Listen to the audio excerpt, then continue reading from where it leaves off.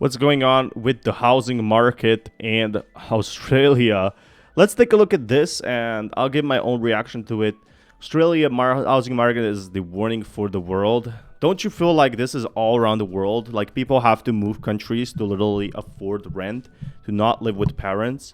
That's absolutely pathetic that we have to do that. But anyway, people, mostly have to live with parents, like 50-60%. I saw a study that they have to live with their families. Smash that like button, by the way. And the housing market crisis is absolutely incredible. Like what's happening right now. Imagine what happens when we have overpopulation, which we might already have. This looks absolutely disgusting. It looks disgusting. Let me show to English here. 100 years ago, there were witches that actually lived here, but that hasn't stopped it from being one of the most popular houses. So witches lived here 100 years ago. Now people want to pay tons for rent. On the market this year. There's a huge hole as you walk in the front of the house. We've put a bit of plyboard there, but we're still recommending that people step over that if they can. Some of these houses, they just put a plyboard over there. Oh, that's fine. Oh, they're gonna pay rent anyways. Step over that if they can. Some of these houses, they're in such bad condition that we have to actually get people to sign waivers just so they understand what they're walking into. These are like squatter homes and people pay to live in this. These are little squatter homes. What's probably the price? 2,000 Australian dollars? That's insane. How can people afford this? We've had over 1,000 inquiries online. 1,000 inquiries for this home, by the way. 1,000 inquiries. Shown about 60 people through the home, sent out 30 contracts. With the market feedback being anywhere 1.3 and 1.4 million. So it just makes it a really great raw site for someone looking to renovate. Kevin, do you want to look inside here as well? Yep. But they're lucky. Very lucky. Yeah.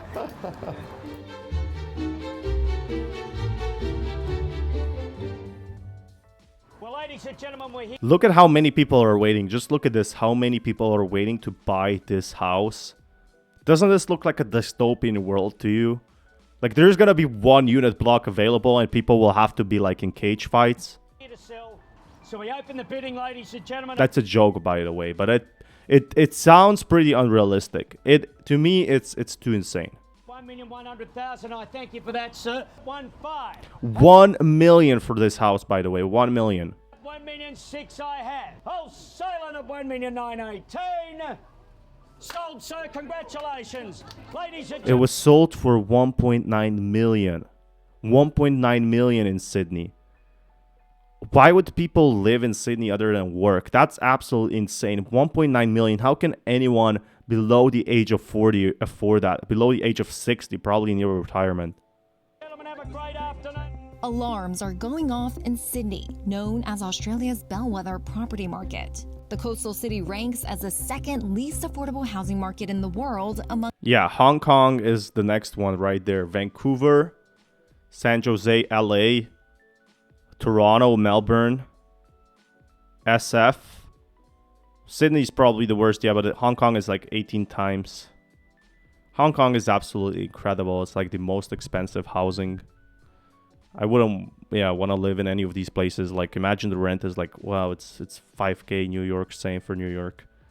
That's incredible.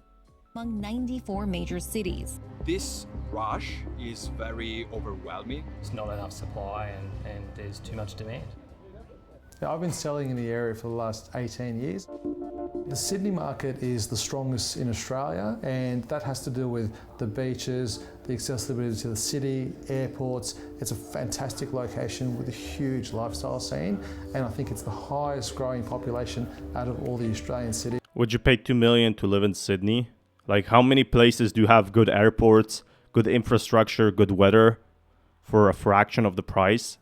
And that's always going to cause prices to go up when land and homes are scarce.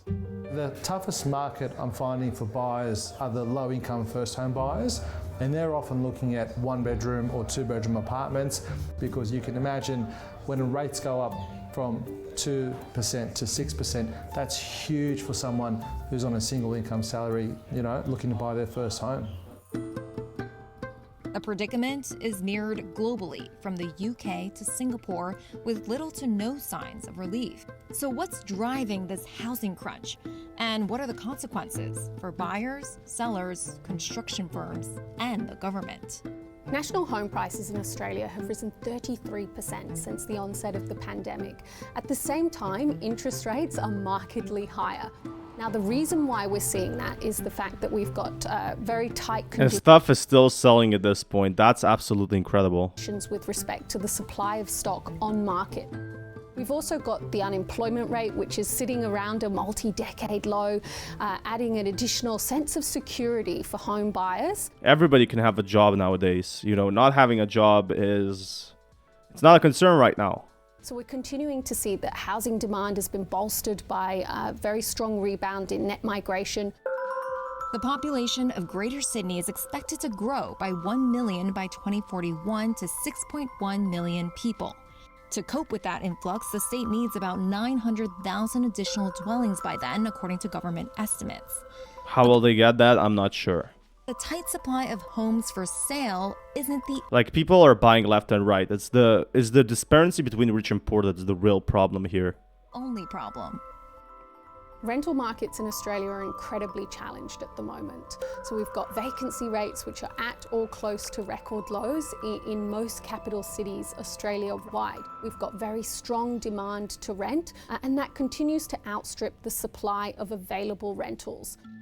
Less than 1% of the country's rental properties are available for occupancy, which is the lowest among comparable markets globally. Even Hong Kong, even Hong Kong and Singapore can have at least some available, but like Australia has like less than 1%. And the tight supply partly explains why rents for houses and apartments surged by 16% and 20% respectively in the past year alone. But this is so normal. This is what's happening everywhere.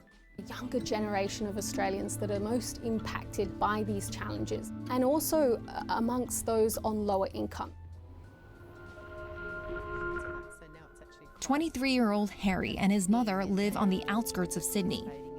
Harry is a student and has a part-time job with a 2-hour commute each way. They're bearing the brunt of the housing crisis, having been left with no choice but to move from house to house to house. The house we were in previously, I think we started renting it for $470 or $500 a week. It rose to $550. We just couldn't keep up with the cost. My mum is a Catholic primary school teacher. She's lived in the area for 20-something plus years. As they were evicted. Yeah, the prices go up and people just have to switch home. This is like depressing. How can you solve it? Nobody's solving it. So that's the biggest problem.